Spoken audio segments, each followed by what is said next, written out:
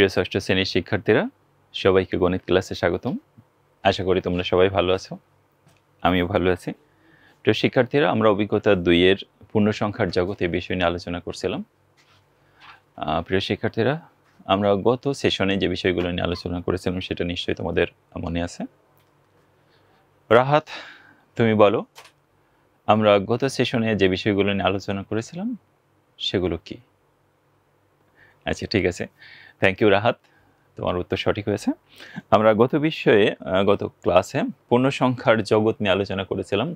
আমরা 1, 2, 3, 4, 5, 6 এগুলোকে আমরা বলেছিলাম ধনাত্মক পূর্ণসংখ্যা, natural number, positive numbers or counting number বলেছিলাম। কারণ আমরা 1, 2, 3, 4, 5, 6, 7, 8 করে এভাবে গণনা করি বা কাউন্টিং করি।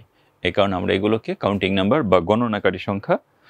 আবার এগুলো যেহেতু ধনাত্মক পূর্ণসংখ্যা, এই কারণে পজিটিভ ইন্টিজার্সও বলা হয়ে থাকে, এগুলো স্বাভাবিক সংখ্যাও বলা হয়ে থাকে। এরপর আমরা এই ধনাত্মক পূর্ণসংখ্যার সাথে যখন শূন্য অ্যাড করেছিলাম তখন আমরা এই সংখ্যাটাকে কি বলেছিলাম? হ্যাঁ, অঋণাত্মক পূর্ণসংখ্যা। তোমাদের নিশ্চয়ই মনে আছে, এই ধনাত্মক পূর্ণসংখ্যার শ্রেণী বিভাগ করা হয়েছিল। সেখানে ছিল হচ্ছে মৌলিক সংখ্যা এবং যৌগিক সংখ্যা। আমরা এই অঋণাত্মক পূর্ণসংখ্যার এদিকে যত ডান দিকে গিয়েছিলাম দেখেছি যে এক এক করে বেড়েছে, বাম দিকে গিয়েছিলাম তখন এক এক করে কমেছে। শূন্য থেকে যদি 1 মাইনাস করা হয় তাহলে -1 হবে, -2, -3, -4, এভাবে নেগেটিভ পূর্ণসংখ্যা বলা হয়ে থাকে বা নেগেটিভ ইন্টিজার্স বলা হয়ে থাকে, ঋণাত্মক পূর্ণসংখ্যা। আমরা এই সবগুলো সংখ্যা একত্রে বলেছিলাম হচ্ছে পূর্ণসংখ্যা, অর্থাৎ ধনাত্মক পূর্ণসংখ্যা, শূন্য সহ ঋণাত্মক পূর্ণসংখ্যা, ঋণাত্মক পূর্ণসংখ্যা, এই সব সংখ্যা জগৎটাকে আমরা বলেছিলাম যে পূর্ণসংখ্যা। আমরা একটা চিত্র দেখেছিলাম যে ধনাত্মক পূর্ণসংখ্যা এখানে শূন্য, এদিকে ঋণাত্মক পূর্ণসংখ্যা। আমরা এই শূন্যের সাথে যদি এই ধনাত্মক পূর্ণসংখ্যা অ্যাড করে দিই তাহলে আমরা এই সংখ্যাটাকে বলেছিলাম যে অঋণাত্মক পূর্ণসংখ্যা। এরপর শূন্য, ধনাত্মক পূর্ণসংখ্যা, ঋণাত্মক পূর্ণসংখ্যা, এই সব সহ একসাথে আমরা বলেছিলাম যে এটা একটা পূর্ণসংখ্যা। তোমাদের নিশ্চয়ই মনে আছে এই বিষয়গুলো। আমরা আজকে সংখ্যা রেখায় পূর্ণসংখ্যা কীভাবে স্থাপন করতে হয় সেই বিষয়গুলো জানব। তার আগে আমাদের একটু জেনে নেওয়ার দরকার সংখ্যা রেখা কি। সংখ্যা রেখা কি? এটা একটা সরল রেখা নাকি এটা বক্ররেখা? এটা কি বৃত্তের মতো নাকি সোজা যাবে? রেখা তো 2 ধরনের হতে পারে না, সরলরেখা আর বক্ররেখা। সরলরেখা হচ্ছে সবসময় সোজা পথে যাবে, আর বক্ররেখা হচ্ছে আঁকাবাঁকা হতে পারে। যেমন বৃত্ত প্রতি মুহূর্তে দিক পরিবর্তন করে, বৃত্ত একটা বক্ররেখা। আর সরলরেখা আমাদের আশপাশে অনেক কিছু আছে, যেমন রেল লাইনের রেল, এটা একটা সরলরেখার সুন্দর উদাহরণ। তো আমরা একটি সরলরেখা অঙ্কন করে তার উপরে শূন্য বিন্দু নিতে হবে। তো সরলরেখা আমরা একটা অনেক বড় সরলরেখা অঙ্কন করলাম। এর সুবিধাজনক একটি স্থানে, বিশেষ করে মাঝখানে নেওয়াটাই আমাদের সবচেয়ে ভালো। সুবিধাজনক একটি স্থানে আমরা শূন্য নিলাম। এরপর শূন্য নেওয়ার পর ঠিক সমান দূরত্ব বজায় রেখে আমরা দাগান্বিত করব। যেমন আমরা শূন্যবিন্দুকে সরলরেখাটির 2টি অংশে বিভক্ত করে, এদিকে হচ্ছে ডান অংশ, এদিকে বাম অংশ, 2টি অংশে বিভক্ত করেছে। এখন ডান দিকে যে অংশটি রয়েছে আর বাম দিকে এটা কিন্তু আরেকটা অংশ রয়েছে। ডান দিকে এটাও সীমাহীনভাবে বিস্তৃত, বাম দিকেও কিন্তু এটা সীমাহীনভাবে বিস্তৃত। মনে হতে পারে আমাদের এই বোর্ডটা এখানে যে শেষ হয়েছে তার মানে এখানে শেষ। আসলে তা নয়, এটা অসীম পর্যন্ত বিস্তৃত।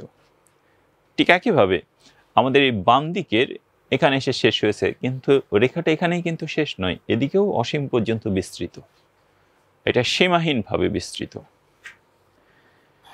কাজে এই যে সংখ্যা রেখা, এটা কিন্তু অনেক বড় বিস্তৃত ধারণা, এটা কিন্তু সীমাবদ্ধ ধারণা নয়, এটা একটা অসীম পরিমাণ ধারণা, অনেক বড় ধারণা। আচ্ছা, ডান দিকে ধনাত্মক এবং বাম দিকে ঋণাত্মক ধরা হয়। এটা কিন্তু আমি ইচ্ছে করলেই বাম দিকটাকে ধনাত্মক, ডান দিকটাকে ঋণাত্মক ধরতে পারবো না, এটা গণিতবিদরা নির্ধারণ করে দিয়েছে। কাজে আমাদেরকে ঠিক একইভাবে ধরতে হবে। আমরা এই ডান দিকটাকে ধনাত্মক ধরবো আর বাম দিকটাকে ঋণাত্মক ধরব। আমাকেও ধরতে হবে, তোমাদেরকেও ধরতে হবে। এটা গণিতবিদরা নির্ধারণ করে দিয়েছে, সংখ্যা রেখাকে এভাবে ধরতে হবে। যদি আমরা এভাবে না ধরে বাম দিকটাকে ধনাত্মক, ডান দিকটাকে ঋণাত্মক ধরি, তাহলে গণিতের অনেক কিছুতে আমাদের আলোচনায় কিন্তু সংঘর্ষ বেঁধে যেতে পারে। এই জন্যে যাতে সংঘর্ষ না বাঁধে, আমাদেরও এই যেখানে শূন্যবিন্দু ধরবা, শূন্যবিন্দুর এই বাম দিকে সব ঋণাত্মক সংখ্যা এবং ডান দিকে ধনাত্মক সংখ্যাগুলো আমরা স্থাপন করব। তো আমরা একটি নির্দিষ্ট দৈর্ঘ্যকে একক ধরে শূন্যবিন্দু থেকে শুরু করে ডান দিকে এবং বাম দিকে পরপর সমান দূরত্বে দাগ দিতে হবে। একটা দাগ একটু বেশি দূরে, একটা দাগ একটু কম দূরে, এরকম হলে কিন্তু হবে না। এই দাগগুলোর মাঝখানের দূরত্ব সমান হতে হবে। তো আমরা ডান দিকে এরকম সমান দূরত্বে, দেখো এটার দৈর্ঘ্য, এটার দৈর্ঘ্য, এটার দৈর্ঘ্য, এই মাঝখানের ফাঁকাটুকু সবগুলোর সমান আছে। তোমরা যখন সংখ্যা রেখা অঙ্কন করবা, অবশ্যই এই দূরত্বটা সমান রাখার চেষ্টা করবা। যদি কোথাও বেশি কোথাও কম হয়ে যায়, তাহলে কিন্তু তোমার সংখ্যা রেখাটাতে ভুল দেখা দেবে। ফলে ছাড়া তোমাকে ভালোভাবে মূল্যায়ন করবে না, বলবে যে তুমি জানো না, সংখ্যা রেখা সম্পর্কে কোনো ধারণা নেই। এই কারণে অবশ্যই আমাদের এই সংখ্যা রেখা অঙ্কনের সমান স্কেল ধরে এই দূরত্বটা সমান যাতে থাকে সেটা কিন্তু খেয়াল করতে হবে অবশ্যই। আমরা ডান দিকে চিহ্নিত করলাম। ডান দিকে যেহেতু ধনাত্মক সংখ্যা, আমরা বাম দিকেও ঠিক একইভাবে এখানে যে দূরত্ব, এখানেও কিন্তু একই দূরত্ব থাকতে হবে। আর ডান দিকে একটু বেশি দূরত্ব, বাম দিকে একটু কম দূরত্ব, এরকম যেন না থাকে। সব দিকে দূরত্ব সমান থাকতে হবে। বাম দিকে ঠিক যত দূরত্বে দাগ দিয়েছি, আমাদের এই শূন্যের ডান দিকেও কিন্তু এই দূরত্বগুলো যেন সমান থাকে। এবার এখানে যেহেতু বলা আছে যে ডান দিকে ধনাত্মক সংখ্যা এবং বাম দিকে ঋণাত্মক সংখ্যা, কাজে আমাদের ডান দিকে এই +1, +2, +3, +4 এভাবে সংখ্যা দিয়ে চিহ্নিত করতে হবে, এবং বাম দিকে শূন্যের বাম দিকে এটা -1, -2, -3, -4, -5 এভাবে চিহ্নিত করতে হবে। তো তোমরা একটা সরলরেখা অঙ্কন করে নাও। সরলরেখা অঙ্কন করার পরে ঠিক আমি যেভাবে সংখ্যাগুলো বসে সেভাবে তোমরা বসিয়ে নেবে। তোমরা সবাই খাতায় একটা সরলরেখা অঙ্কন করে স্কেল দিয়ে। আঁকানো শেষ? আচ্ছা, ঠিক আছে। শূন্যবিন্দু দাও মাঝখানে। শূন্যবিন্দু দিয়েছো? আচ্ছা, এবার শূন্যবিন্দুর এখানে 1, এটা 2, এটা 3, তবে আমরা +1, +2, +3 এভাবে না লিখে শুধু 1, 2, 3 লিখলেও কিন্তু অসুবিধা নেই, কারণ আমরা জানি যে এই শূন্যের ডান দিকে সব ধনাত্মক। এই কারণে ধনাত্মক চিহ্ন না দিলেও আমরা বুঝবো যে এটা ধনাত্মক সংখ্যা। কিন্তু যদি ঋণাত্মক হয়, তাহলে অবশ্যই কিন্তু ঋণাত্মক চিহ্ন বা মাইনাস সাইন অবশ্যই দিতে হবে।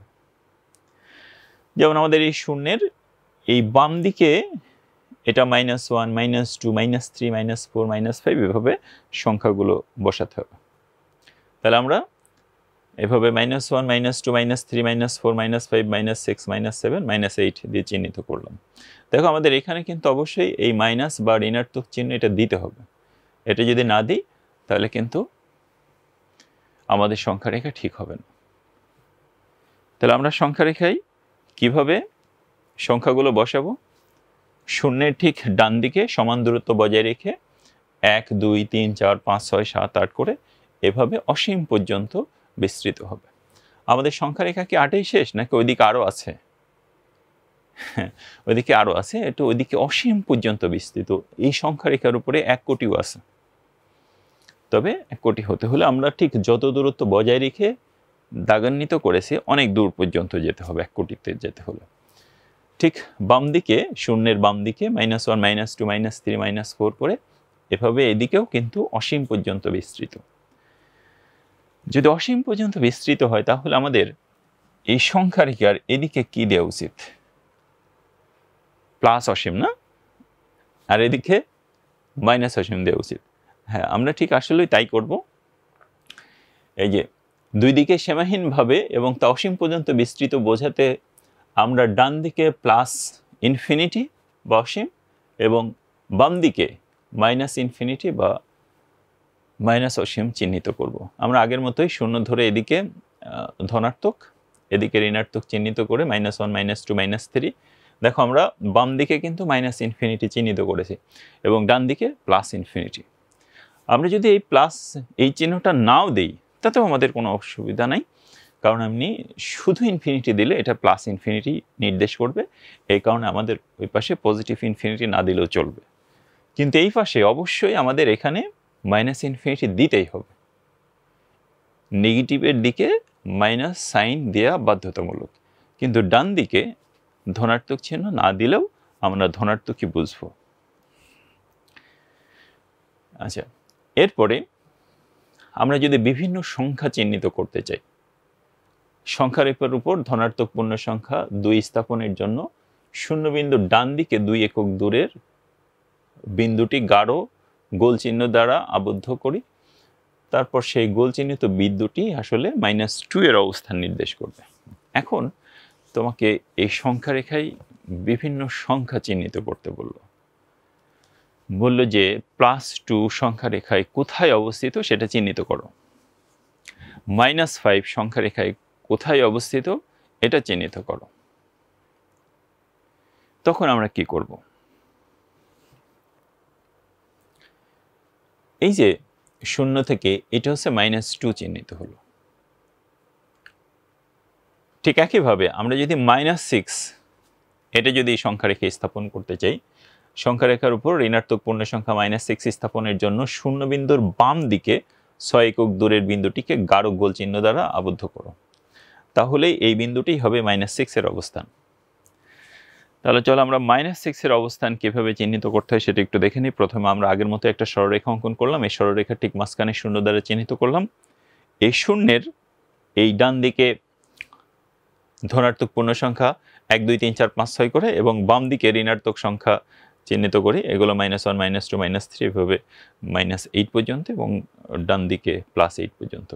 আমাদের বাম দিকে কিন্তু -ইনফিনিটি আছে, ডান দিকে +ইনফিনিটি আছে। আমাদের এখানে স্থাপন করতে বলেছে সংখ্যা রেখায় -6। তাহলে প্রথম আমরা এখানে শূন্য বিন্দু চিহ্নিত করলাম, যেহেতু -6 মানে 6 একক, এই শূন্যের বাম দিকে যেতে হবে, তাহলে 1 2 3 4 5 6 আমাদের এই লাল বৃত্তটা ঠিক এখানে আসতে হবে। তাহলে আমাদের এটাই হবে হচ্ছে -6 এর বিন্দু।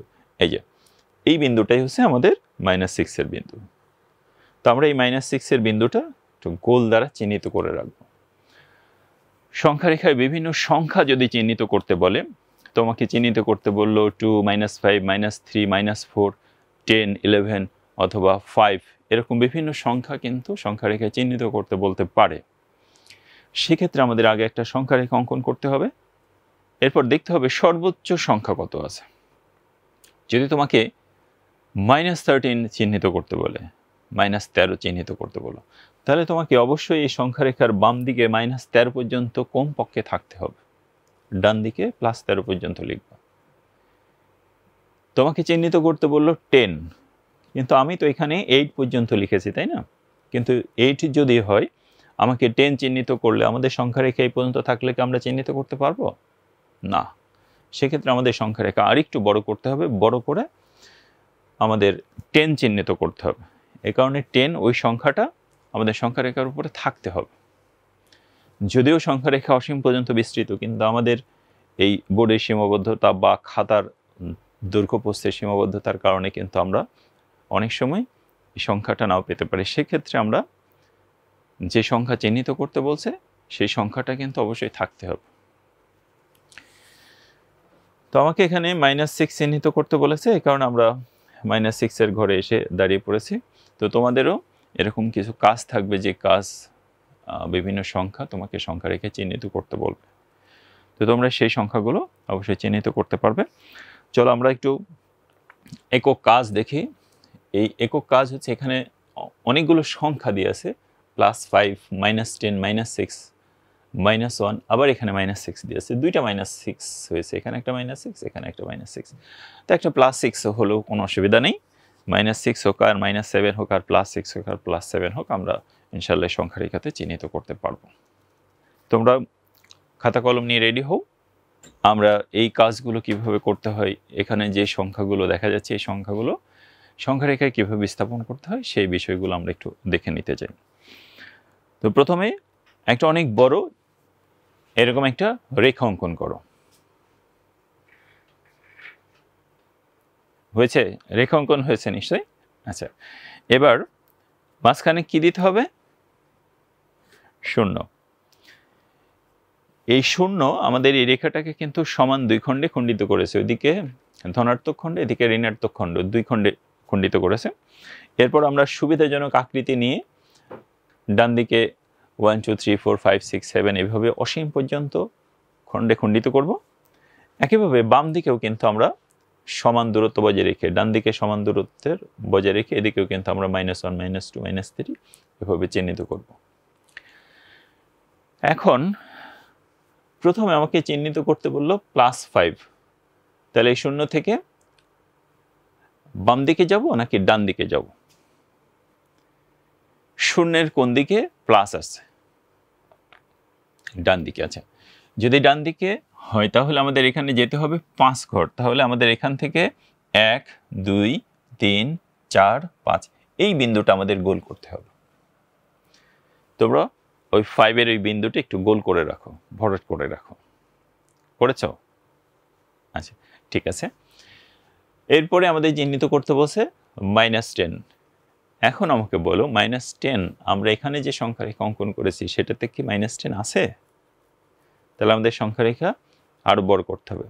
তোমরা নিশ্চয়ই খাতায় সংখ্যা রেখাটা অনেক বড় করেছো, সেক্ষেত্রে তোমাদের অবশ্যই -10 আছে, তার থেকে ছোট সংখ্যাও থাকতে পারে বা বড় সংখ্যাও থাকতে পারে। তোমাদের সংখ্যা রেখা বড় হয়েছে না? আচ্ছা, ঠিক আছে। তাহলে -10 যদি আমরা সংখ্যা রেখা স্থাপন করতে চাই, এটা হচ্ছে আমাদের শূন্যবিন্দু। মাইনাস কোন দিকে আছে?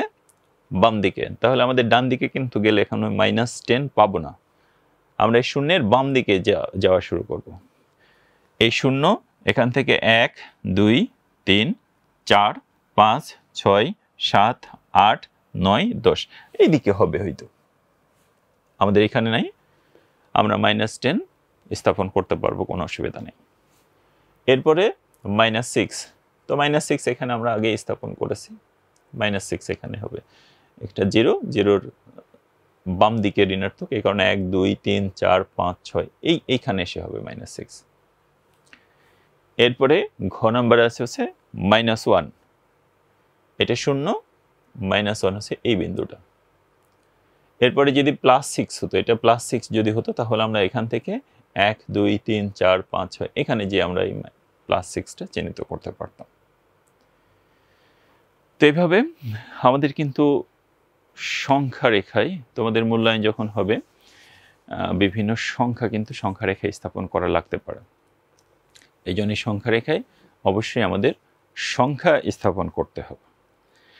এখন আমি একদম শুরুতে তোমাদের প্রশ্ন করেছিলাম এটাকে কেন সংখ্যা রেখা বলা হয়। দেখো, আমরা এই বিন্দুটাকে বলছি শূন্য বিন্দু, এই বিন্দুটাকে বলছি 1, এই বিন্দুটাকে বলছি 2, এই বিন্দুটাকে বলছি 3, কিন্তু মাঝখানে এই রেখাংশের মাঝখানে আরো তো অসংখ্য বিন্দু রয়েছে। দেখো, এই শূন্য এটা 1, এর মাঝখানে এই রেখাংশের কিন্তু আরো অসংখ্য বিন্দু আছে। এই শূন্য এবং 1 এর ঠিক মাঝখানে যে বিন্দু আছে সেই বিন্দুটার মান কত? এই বিন্দুটার মান বের করতে হলে এই শূন্য এবং 1 যোগ করে 2 দিয়ে ভাগ করতে হবে। সেক্ষেত্রে এর ঠিক মাঝখানে আমাদের 0.5 আসবে। এর ঠিক মাঝখানে 0.5, এটা 0, 0.5 এবং 0 এবং 0.5 এর মাঝখানে যে বিন্দুটা আছে সেই বিন্দুটাকে আমরা বলি 0.25, 0.25। এখন এই 0.25 এবং 0 এর মাঝখানে যে বিন্দুটা আছে সেটাকে 0.13 এরকম একটা সংখ্যা আসবে। 0.133 এবং 0 এর মাঝখানে যে বিন্দুটা আছে সেটা যদি আমরা বের করতে চাই তাহলে 0 এর সাথে 0.1333 এটা যোগ করে আবার 2 দিয়ে ভাগ করতে হবে। এইভাবে সংখ্যা রেখার প্রত্যেকটা বিন্দু কোনো না কোনো সংখ্যা নির্দেশ করে। সংখ্যা রেখার প্রতিটা বিন্দুই কোনো না কোনো সংখ্যা নির্দেশ করে, সেটা পূর্ণ সংখ্যা হোক আর ভগ্নাংশ হোক, মূলদ সংখ্যা হোক আর অমূলদ সংখ্যা হোক, কোনো না কোনো সংখ্যা নির্দেশ করবে। এদিকে যেরকম ধনাত্মক সংখ্যা নির্দেশ করবে, এদিকেও ঠিক ওইরকম ঋণাত্মক সংখ্যা নির্দেশ করবে। 0 এবং -5 এর ঠিক মাঝখানে আছে -5 -0.5 এই -0.5 এবং শূন্যের মাঝখানে আছে -0.25 -0.25 এবং শূন্যের মাঝখানে ঠিক একইভাবে -0.1333 এরকম। তাহলে আমাদের এরকম ধনাত্মক দিকেও রেখার প্রতিটি বিন্দু কোনো না কোনো সংখ্যা নির্দেশ করবে, আবার শূন্যের বাম দিকেও রেখাংশের প্রত্যেকটা বিন্দু কোনো না কোনো সংখ্যা নির্দেশ করবে। যেহেতু এই রেখার প্রতিটা বিন্দুই কোনো না কোনো সংখ্যা নির্দেশ করে, এই কারণে আমরা এই রেখাটাকে বলি সংখ্যা রেখা, সংখ্যা নির্দেশক রেখা বা সংখ্যা রেখা। তো প্রিয় শিক্ষার্থীরা, তোমরা সংখ্যা রেখায় আরও অনেক আলোচনা রয়েছে, কারণ আমরা তো শুধুমাত্র ধনাত্মক পূর্ণ সংখ্যা স্থাপন করা শিখেছি, কিভাবে দশমিক সংখ্যা এই সংখ্যা রেখায় স্থাপন করতে হয়। অমূলদ সংখ্যা নামে এক ধরনের সংখ্যা আছে, সংখ্যা রেখায় কীভাবে অমূলদ সংখ্যা স্থাপন করতে হয় সেই বিষয়গুলো পরে ক্লাসগুলোতে যে শিখবা। অমূলদ সংখ্যা সম্পর্কিত যদিও আমাদের এখানে আলোচনা নেই, তো উপরের ক্লাসে কোনো একটা ক্লাসে যে অমূলদ সংখ্যা সম্পর্কে জানবে এবং সেখানে সংখ্যা রেখাতে কীভাবে অমূলদ সংখ্যা স্থাপন করতে হয় সেই বিষয়গুলো সম্পর্কে জানবো। আমরা আজকের ক্লাস শেষ করব। তোমরা বাসায় এরকম সংখ্যা রেখা অঙ্কন করে এই সংখ্যা রেখায় বিভিন্ন পূর্ণ সংখ্যা কীভাবে স্থাপন করতে হয় সেই বিষয়গুলো নিয়ে চিন্তা করবে। আমরা পরবর্তী ক্লাসে আরও বিষয়গুলো নিয়ে আলোচনা করব। ততদিন তোমরা সুস্থ থেকো, ভালো থেকো। আল্লাহ হাফেজ।